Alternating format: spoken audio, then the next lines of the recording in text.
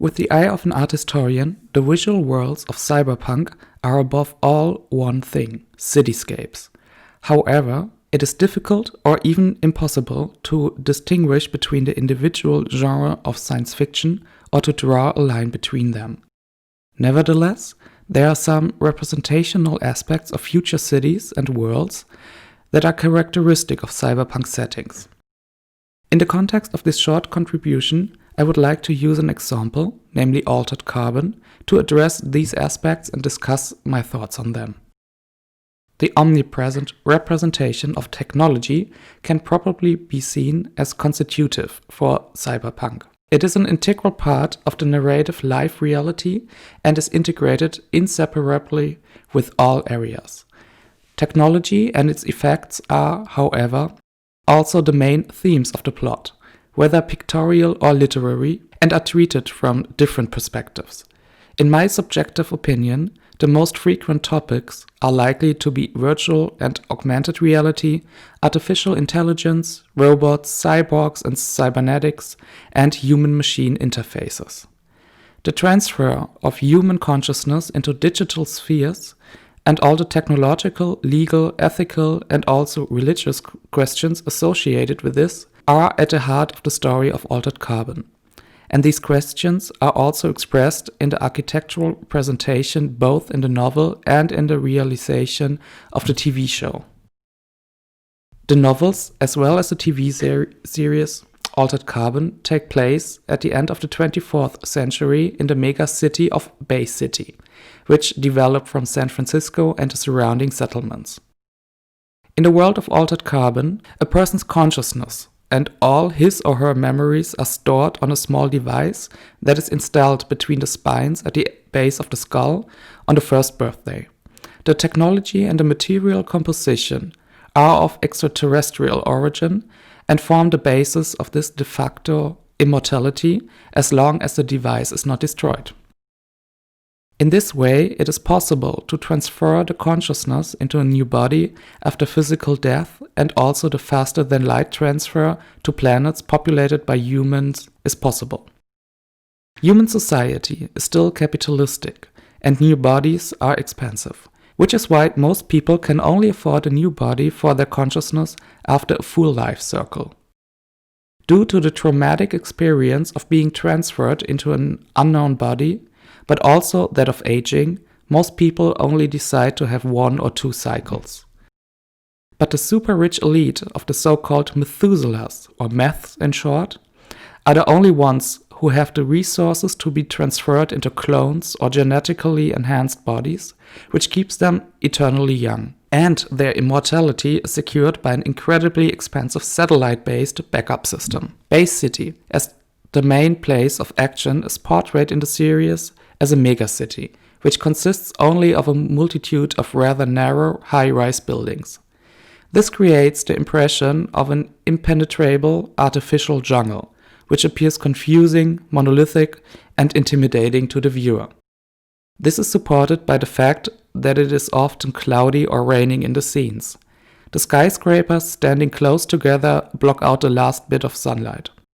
This applies to the lower levels as well as the middle level of the city. By contrast, the levels above the cloud cover, reserved for the rich elite, are in bright sunshine. This is shown so clearly in the series when a flying car breaks through the cloud cover or a scene cut takes place. This level is meaningfully called the Aerium and is reserved solely for the Meths. As in a gated community or a private club, they have separated themselves from the lower levels, both literally and in terms of social hierarchy. The Aerium is formed by solitary skyscrapers whose only purpose seems to be to raise the apartments and houses of the Meths as high as possible. The most impressive example, however, is the Suntouch house of the protagonist Lawrence Bancroft, which is located at the top of a tower structure that seems to contain only utility shafts, elevators, etc. The tower platform is taken up by the historicizing estate and spacious park. The creators of the series take a very direct approach to depicting the social hierarchy.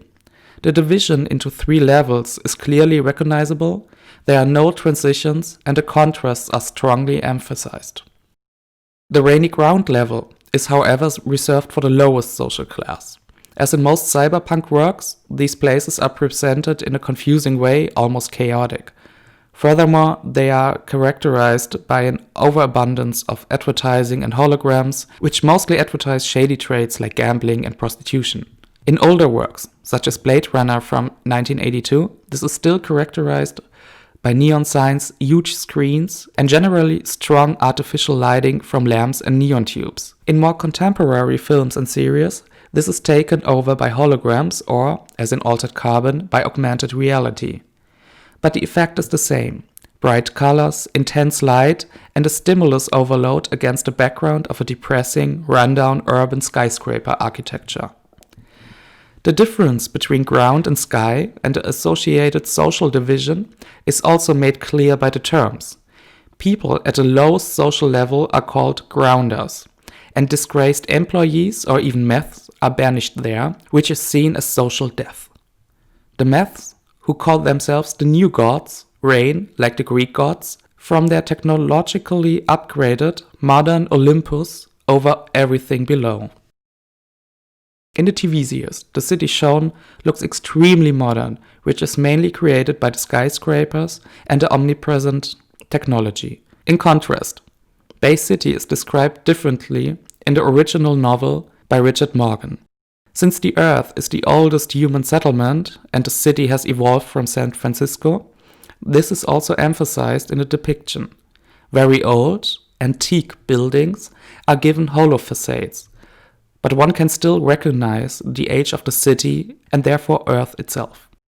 Also, the famous Golden Gate Bridge is repeatedly mentioned, but significantly, the name is probably not known anymore, and the bridge is only a historical relic of the past days. Bridge is shown in a similar way in the show.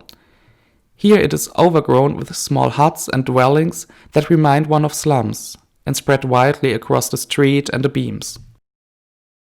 A police station frequently shown in the series also illustrates this well, for it is located in an old church building that has been restructured inside and equipped with modern technology. This emphasizes the all-dominant technology of the cyberpunk setting even more clearly, as its white light and clear surfaces contrast sharply with the historic stained glass windows and the stone-faced pillars and walls. Altered Carbon can be seen as a good example of a pictorial representation of cyberpunk settings.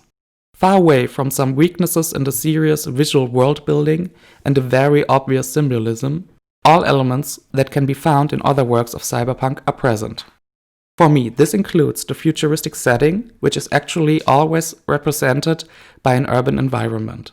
Architecturally, this is created by skyscrapers, which are superior to the current possibility of construction, material, form, and height.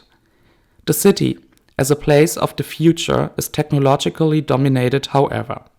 This is expressed through the omnipresent advertising and holograms, but also through augmented reality, transport systems, gadgets, and so on. The cyberpunk representations of the future are mostly grim.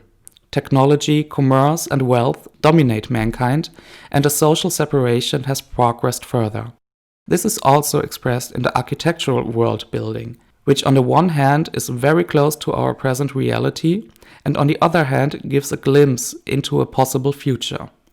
The often dystopian settings and plots of cyberpunk show us a path of development that we have to reflect on again and again, in terms of our relationship to technological developments, their social effects, the economic principles, and, in conjunction with all these points, to the not only architectural design of our environment, and therefore our future. Thank you.